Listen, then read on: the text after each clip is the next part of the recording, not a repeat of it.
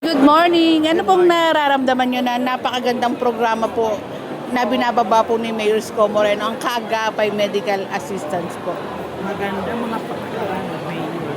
Sa kanang buhay ko ngayon nakapagkalasa ng ganito.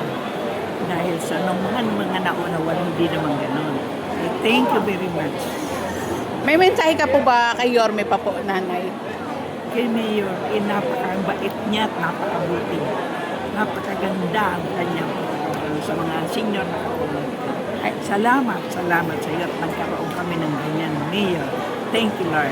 Ayan, sa sinabi ni nanay, sa magandang aura ni nanay, talagang ramdam niyo po na mahal kayo ni Mayor Isko Moreno. Hindi po kayo pinapabayaan talaga mula noon pa hanggang ngayon po.